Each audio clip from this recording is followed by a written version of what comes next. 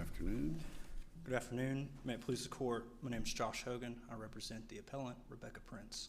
If I may, I'd like to reserve 3 minutes for rebuttal. 3 minutes. This is a case to enforce the zoning ordinance for the city of Mount Pleasant. Ms. Prince is a property owner in the city, and there's a house being constructed in the lot next door to hers that's in violation of the zoning code. Excuse me. Specifically, the house violates the setback limit. The zoning code specifies a 15-foot setback limit for side lot lines. This house is being constructed within 5 foot of the side lot lines. The house being constructed is owned by A&W Construction and Property Management, LLC. A member of the LLC is a member of the Mount Pleasant City Council. Her son is the person who applied for the building permit. Ms. Prince brought this action because the city failed to enforce the zoning ordinance. Several claims were dismissed at the Rule 12 stage, and there are 2 issues on appeal today. The first is that the trial court erred when it applied the writ of certiorari standard and dismissed the mandamus claim against the city. The second is that the trial court erred when it dismissed the negligence claim against the city. Starting with the first claim in mandamus, generally a review of administrative decisions and actions by municipalities is subject to writ of cert in the circuit court, unless a specific statute applies. And here we have a specific statute. It's 13-7-208. Specifically, subsection A2 provides neighboring property owners, like Ms. Prince, with the right to institute injunction, mandamus, or other appropriate action or proceeding to prevent the unlawful erection, construction, or to correct or abate such violations. The statute says this right is in addition to other remedies, and it provides the right to institute these specific actions. And it obviously specifically provides for the mandamus claim. I think it's also important to consider what the statute doesn't say. It doesn't say standing. It doesn't say the rights are subject to administrative review or exhaustion of remedies. It doesn't say anything about common law or statutory writ of cert. Writ of cert. So the plain language of the statute demonstrates that Ms. Prince has the right to bring a claim for mandamus. And the case law also supports its interpretation. The leading case is the City of Lexington, Simmons versus City of Lexington. It's a Court of Appeals decision from 1999, a reported decision. And it has facts very similar to this case. In Simmons, there's a neighboring property owner bringing suit for injunction and mandamus to stop construction that's violating the zoning code. In Simmons, the trial court applied the writ of cert standard at summary judgment, and it dismissed the claims. And the Court of Appeals held that this was an error. And page 140 of the court's decision in Simmons, it found that the provisions of 13-7-208 that allowed a neighbor to institute injunction and mandamus are clear and should be enforced as written. And the court also noted that the statute was amended in 1973 to add a lot of grandfathering language, but it left the remedies for injunction and mandamus. And so the Simmons court reasoned this further strengthened the argument that the legislature wants neighboring property owners who are especially damaged to have these specific actions available to them when they're covered by the statute. Defendant's counter-argument largely ignores Simmons and asks the court instead to apply the decision in Moore and Associates v. West. And that case does apply the writ of cert standard, and it's a very highly cited case. So how should the court reconcile these 2 cases? Well, the answer is that West does not apply. 13-7-208 was not implicated in West because there was no neighboring property owner involved. West is a case where a developer was denied a variance. It's a case where someone is trying to avoid the application of a zoning ordinance. Simmons is a case to enforce a zoning ordinance. 13-7-208 is not even mentioned in the West case because it isn't implicated by the facts of that case. Defendants would like the court to consider the writ of cert standard because it's very favorable to the city, that level of review. And so what you're suggesting is there's really going to be 2 standards of review under your interpretation, one for adjacent property owners and one for property owners. Because yes, Your Honor, that's owners correct. are going to always be stuck with writ of certiorari, and adjacent property owners, even though they could qualify as an agreed party and certainly challenge a building permit, are never going to want to do that because they can get a more deferential review or a better review, I guess, or fuller review if they seek mandamus. That's correct. They do have a de novo review if they seek mandamus, but there could be other reasons why administrative review would be. So what does that do then with the aggrieved party type standard and review of issuing building permits? I mean, why is that language even in there if adjoining property owners have this alternative, better route really to go for review these decisions? Well, it's precisely for the facts of the West case. When someone is applying for a permit or a variance or whatever the case may be, and they're denied, they know exactly when they're denied and they know the reasons. They have notice of the administrative action taking place. In this case, in the city of Mount Pleasant, a building permit for a single-family residence doesn't require approval from the Planning Commission, doesn't require anything from the Board of Zoning Appeals. There's no public notice. So property owners, neighbors. Does the building permit not have to be posted on site? It has to be posted when construction commences. And wouldn't, and I was going to suggest, wouldn't commencement of construction, I mean, once the construction commences within the setback, seems like to me that's fairly decent notice that there's an issue. It can be in some cases, but not in this case, Your Honor. In this case, construction did not commence until after 30 days had passed from the issuance of the permit, which is past the timeline for administrative appeals provided in the city's code. That's exactly why 13.7208 is necessary. It doesn't. Is the city code in the record here? It is, Your Honor. Okay, and is it the complete code or just the? It's not the complete city code, it's the complete zoning ordinance. Okay. Is the beginning 30 days after the notice in the record in this case? If we look to the record, will we see, and you've asserted that the construction didn't start here? Yes, Your Honor, and I think you would find that in the complaint. I think the complaint lays out the dates. When the permit was approved, there was actually an initial permit for a remodel, then there was a complete tear down. There was a stop work order issued at one point. A second permit was obtained, and then construction started. Well, a second permit was obtained after construction had already begun on the foundation that was inside the setback. And to bring a challenge before the Board of Zoning Appeals, it has to be filed within 30 days of the decision? That is correct, Your Honor. And that's exactly why 13.728 is necessary. It doesn't give everyone the right. It gives certain city officials and certain property owners who are neighboring, who are especially damaged by the action, the right to bring a de novo review in the circuit court. So that's why 13.728 is necessary. There's a bit of a sub-issue on mandamus that the defendants raise, whether or not it's legally appropriate because it can only be used for ministerial or non-discretionary actions. I think the first thing to note is that the legislature thought it was appropriate because they specifically included it in the statute. The purpose of mandamus is to compel a government official to perform an official act, and the legislature is presumed to understand what that word means when they incorporate it into their statute. And then the second thing is that we're at the Rule 12 stage. The verified complaint lays out several facts that indicate why mandamus is necessary. It starts on page 1 of the technical record, but paragraph 8 talks about the setback regulation is 15 feet. Paragraph 18, there was no variance application. Paragraph 30, the new house is being constructed within 5 feet. And then 33 through 35, the plaintiff requested the city planning department to do something, and they declined to act. So all those facts are assumed to be true at this stage in the litigation. There's a violation of the code. The city should issue a stop work order until the violation's remedied. It's not a discretionary act. For that, we cite Wright v. Oak Hill. It's an older case, but it's good law. And even at that time, they said mandamus is well known in the field of zoning law and practice. So proof may come in differently at trial or even at Rule 56, but at Rule 12 stage, this claim should not have been dismissed. Moving to negligence, can the city avoid liability for intentional misconduct if it's related to a building permit? And the answer is no. The city can still be liable for negligent supervision. Obviously, the city enjoys sovereign immunity by virtue of being a political subdivision of the state. And so where do I look at in this complaint for the negligent supervision claim? I mean, what factual allegations are alleged here in this complaint that says there was negligent supervision?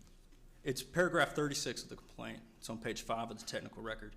We allege that the city is giving favorable treatment to the defendant as a political favor because the owner is a member of the Mount Pleasant City Council. So we're alleging an intentional act that should have been prevented with the proper supervision of the planning department. Well, I mean,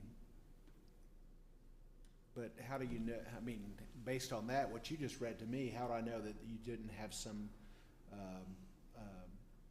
you say it's an intentional act, I mean, it may be, had nothing to do with supervision at all. One inference is that you have a renegade employee there that just is improving things left and right. Well, the complaint also alleges that the city has a duty to enforce the code and that Ms. Prince was damaged by their lack of fulfilling their duty. So at this stage, again, at Rule 12, we're saying that someone... So anything else other than paragraph 36 on page 5 that you would point us to? The surrounding paragraphs that just discuss negligence generally, that it pleads all the elements of negligence. But yes, those surrounding paragraphs in the complaint. And that's precisely the reason why the GTLA waives liability. It doesn't for some specific enumerated exceptions. One of the exceptions is the issuance or denial of a building permit. But it only applies when the issuance or denial is based on negligent conduct. And that's not what we're alleging. In the complaint, we're saying the issuance was intentional. It was intentional misconduct. Where the negligence against the city comes in is that employee, if he was supervised properly, should not have been doing that. So, again, there's no magic words. The complaint doesn't have a heading for negligent supervision, but that's not required. What's required are the facts that are alleged, and the facts put the city on notice that someone intentionally did something wrong, they weren't supervised, and the city's liable for negligence. So I'll stop there. Thank you. All right, thank you, Mr. Hogan.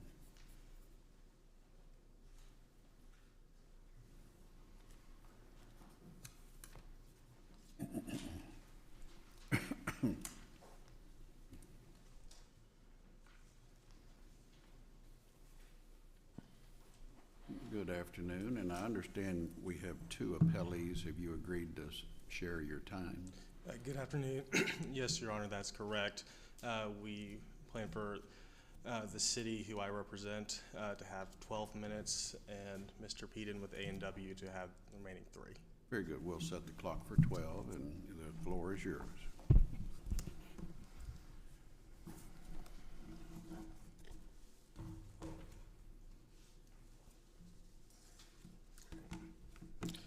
May it please the court, my name is Ben Allen, and I represent the appellee, the city of Mount Pleasant. And a few things we need to address based off of the appellant's argument here. We're not disputing that Tennessee Code Annotated 13-7208 provides standing for an aggrieved party to bring an appropriate mandamus action. What we stated at the motion to dismiss stage is you still have to state a mandamus action and meet all the requirements to do so. There's nothing in that code section that changes all of the common law requirements for bringing mandamus. There's plenty of case law that's cited in our brief, Moore versus West. There's a Poteet case. I mean, yeah, I would agree with you at first blush. Moore and Associates against West seems to resolve this issue, and there has to be exhaustion of administrative remedies. But what's an adjoining property owner to do in a circumstance like this where there may not be any notice about the action of the planning commission? Well, or codes, I should say. It's not even a planning commission. It's the codes saying we're going to issue a building permit. Well, the doctrine of exhaustion of administrative remedies is discretionary on the trial judge. So that allows some leeway. So let's say the appellant was active duty military and was stationed overseas or something like that and would have no way of knowing, then the trial court could say, well, she had good reason to not exhaust his administrative remedies. In this case, especially with the second building permit, if you look at the complaint, she was at the city the next day raising her arguments on why it was a violation of the zoning code. she knew about this. She could have filed an appeal based off of Tennessee Code Annotated 137206 and also Section 4.3 of the City of Mount Pleasant Zoning Code. She did not. Is that part of the zoning code in the record? It is. The entire zoning code is in the So, record. okay, so that is part of that. I just want to, I think there's a question about whether or not we can appropriately take judicial notice of zoning codes. And if it's not in the record, it needs to be in the record. So, but you're telling me it is in the record. We asked the trial judge to take judicial notice of the zoning code, and it is included in the technical record. Okay.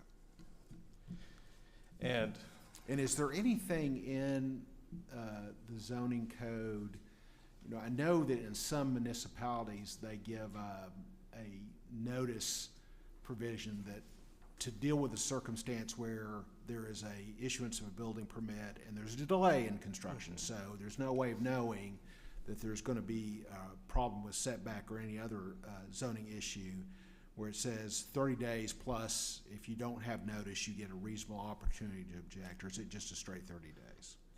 I'm unable to answer that because of the fact that she was there the next day. That didn't seem like an issue that That's we needed not to this address. case. Yes. Okay. So our point being, she had the ability to bring a mandamus action. If she was challenging the constitutionality of the zoning code, she could do that. She wouldn't have to exhaust administrative remedies. She was trying to challenge the application and interpretation by a zoning administrator. And that being the case, as an agreed party, she had a right to appeal to the BZA. She declined to do so for whatever reason she may have had. That's the route she should have taken. Mandamus is an extraordinary remedy that should only be applied when there is no other applicable remedy under Tennessee law. Well, applying to the BZA for an appeal, that's a de novo review. The court assumes that they would take a fair view of that, and that is an adequate remedy. And if she did not like their answer to her appeal, she could have then appealed to a writ of cert. She's also raised an injunction claim against the neighboring property owner, A&W. Her goal is to stop the building of the property. You know, there's a lot of back and forth in the briefs on, is it to revoke the building permit? Is it to issue a stop work order? Well, the answer is she's trying to have the building next door to not be built the way the neighbor's trying to build it. So an injunction action would be an appropriate remedy against the neighbor in that case. That, and that claim existing should invalidate any mandamus action, just because mandamus being that extraordinary remedy when there are other applicable claims and causes of action she could bring to reach that goal.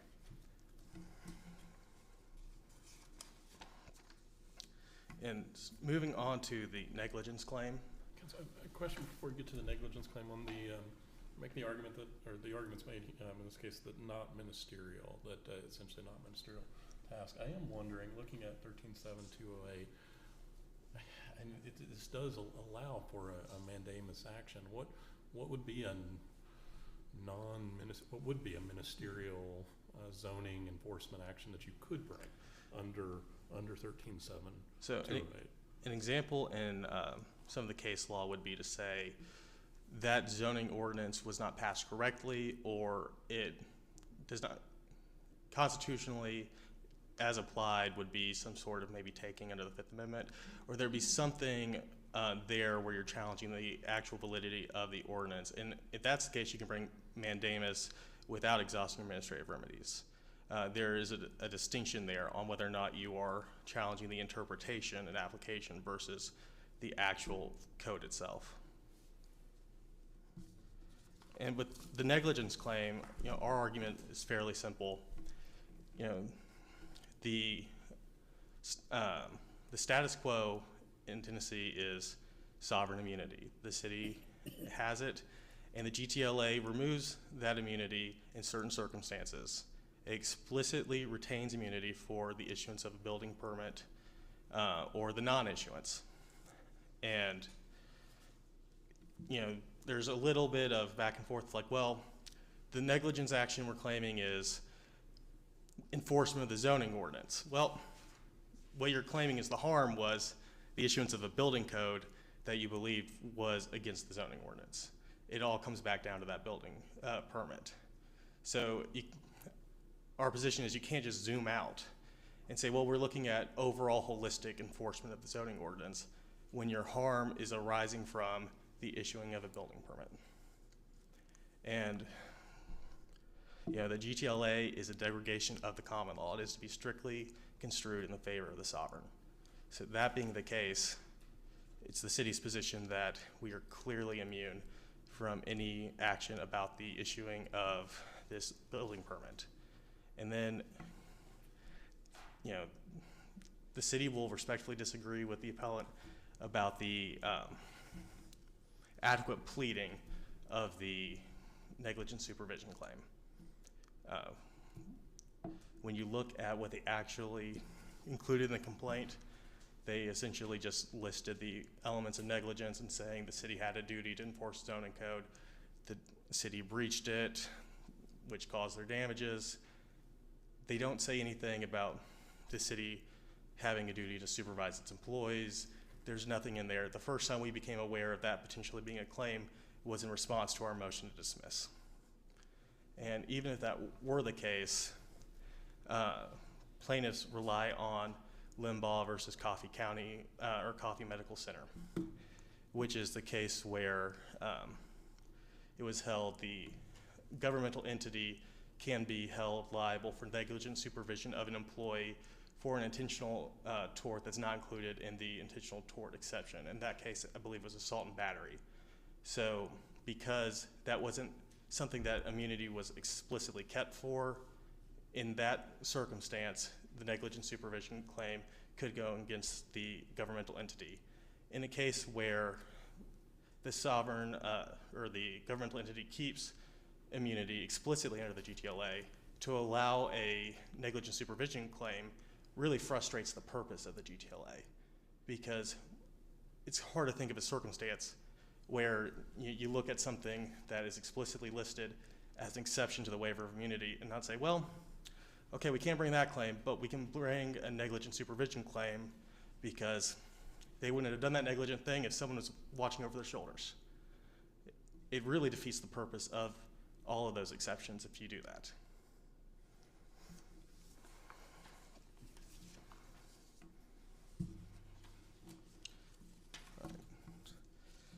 Just kind of go back a little to the mandamus issue. It's, we are not saying that mandamus would never be an appropriate remedy. There are times where it could be, and there are times where mandamus can be brought. In the Simmons case, which was cited heavily by appellant, that was a review of the grant of summary judgment to the neighboring property owner who there was an injunction claim against them and an alternative mandamus action against the city. So when you read the Simmons case, they're discussing how mostly the injunction, they do say injunction and mandamus because they're quoting the statute. However, in that case, there was full administrative remedies. There was a BZA hearing. The Simmons, who were the appellants in that case, went with their own attorney to fight against the variance that was requested. So they fulfilled all administrative remedies there. There was nothing less for them to exhaust, and because the statute existed, once they exhausted administrative remedies, mandamus was available under that statute at least, even though the court did not really discuss the particulars of bringing a mandamus statute because it was a review of the dismissal and summary judgment stage for that injunction action against the neighboring property owner.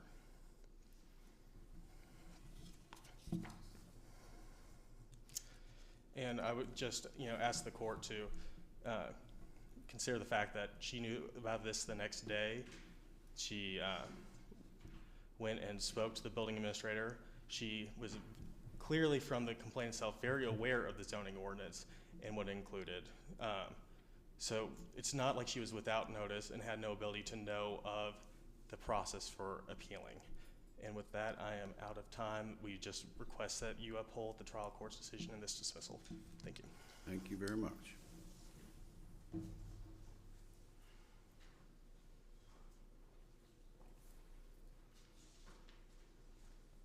Good afternoon. Good afternoon, Your Honors. My name is Bruce Peden. I'm a member of the Murray County Bar. I represent the builder in this case, A&W, and I only want to address the aspects of the trial court dismissing the declaratory judgment, injunction, and mandamus claims based upon a failure to exhaust administrative remedies. The gist of this, of the complaint, is the plaintiff wants the court to review and overrule the building official, which I think it's undisputed under Tennessee law that is an administrative act. Administrative acts are only reviewable judicially by certiorari and not by declaratory judgment. I don't believe the plaintiff claims anything other than that. They rely upon the Simmons case for the proposition that the statute 137208A2 essentially exempts them from any requirement to exhaust administrative remedies. I submit they're reading that case too broadly and they're reading the statute too broadly. The facts in Simmons, actually the neighbors were not contesting the building permit. They were contesting the conduct of the business subsequent to the building permit. So the defendant had changed their activities. They changed from a storage activity to a full-blown business activity. That was what brought the lawsuit in Simmons. The statute that they rely upon, I respectfully submit, provides standing. It says who can bring an action, what kinds of actions can be brought. It is an enforcement statute. It says those things can be brought for violations of the zoning ordinance. In this case, my client has a permit. We have a zoning certificate from the official that's charged with making that determination that we're in compliance with the zoning ordinance of Mount Pleasant. Ms. Prince, the appellant, she knew it. Counsel, can I ask It's you a question on the about face of the complaint. Counsel, She not only was aware, Judge I'm sorry. Houston's got a And question. there's a stop order in this case, right? And initially there's a stop order issued, and then the new permit is given, right? I mean, am I following the history correctly with regard to the stop order issued, and then next day, 2 days later, there's a permit? Yes, you can build. That's correct. The According by the the stop order complaint. was based on that it was a variance from the zoning order, or from the zoning ordinances here, right? That was the reason for the stop that it was issued, that they were not in compliance with the zoning ordinances. Am I understanding that correctly or not? I don't think you do, Your Honor. Okay, then set me straight on it. From the complaint, and that's what we're here about. I mean, from the complaint, the way I read it is that there was a permit issued for remodeling the house, the old house, dilapidated house, was torn down. But the stop order, though, was issued based on the fact that the construction was going to be inconsistent with the zoning ordinances, right? I mean, that was the reason for the stop order. That's not in the complaint. That's not in the record. Okay. My client initially had a permit for remodeling, and that project. So any discussion of that is not in the record before? That's not in the record.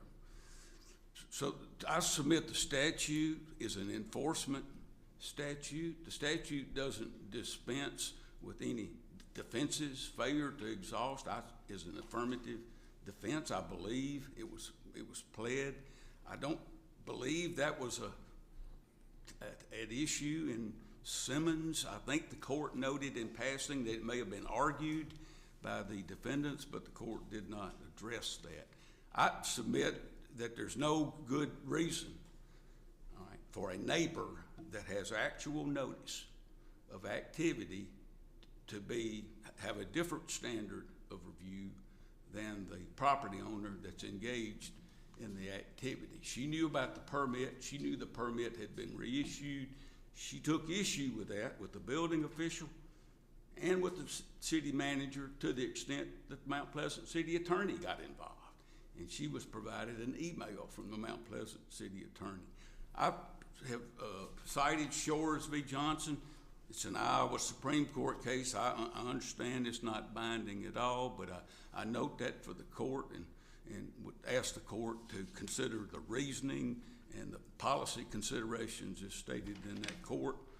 In summary, I ask the court to affirm the dismissal based upon a failure to exhaust administrative remedies. All right, thank you, sir. Thank you, Your Honors. Rebuttal.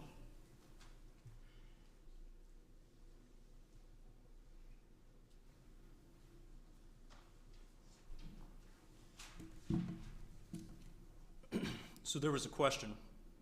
What is an adjoining property owner to do in this situation when they don't know about an administrative action and the timeline for appeal has already passed? But the argument is your client did know. And respectfully, Your Honor, I believe they're mistaken about the facts. I believe the facts in the complaint allege that there was an initial permit issued for a remodel. Subsequent to that, there was a complete teardown. After 30 days had passed, they started laying block for a new foundation within 5 foot of the property line. That's when Ms. Prince became aware of what was going on. And upon her first complaint, there was a stop work order issued because, and I believe the reason for the stop work order, just intuitively, is they had a permit for remodel, they're building a new house. So they obtained a second permit to build a house. That permit says there's a minimum of a 5 foot setback on any side lot lines in any zone. And Counselor, your position is that your client had no notice during the 30-day time period that had been issued. That's correct, Your Honor. And so the defendant's argument is that what's her remedy? Nothing. That's not what the Simmons court held. These facts have already been decided, and Simmons decided it at summary judgment with the benefit of the whole administrative record. And the Court of Appeals still said, no, you get a de novo review, even though you have the benefit of an administrative record. And they were there, and they had notice, and they had an attorney at the administrative hearing, you still get a de novo review. And that's precisely what Simmons holds. And I don't think I'm reading that broadly or narrowly. I think that's what Simmons holds. But I guess that's the big distinguishing factor of Simmons is you had a BZA hearing, correct? You did, yes, Your Honor. Okay. So here, your suggested route circumvents all that. It has the courts basically do what a BZA does. No, Your Honor, it has the court do what the legislature asked it to do, which is provide a de novo review for specific property owners who are especially damaged by the failure to enforce a zoning code. Again, that's why it's different from West. West is a case trying to avoid the application of a zoning code when they're denied a variance. And that's why an administrative review makes sense, and that's why the arbitrary and capricious standard from writ of cert makes sense. But it doesn't make sense when a city fails to enforce a zoning code equally against someone who, in the complaint, is alleged to be getting political favors. And I think the facts in the complaint pretty clearly bear that out. I'll stop there, subject to your questions. For those reasons, that's why the court should reverse the trial court's decision and reinstate these claims and remand it for further action. Thank you. Thank you, and thanks to all three of you for your arguments. We'll take your case under advisement.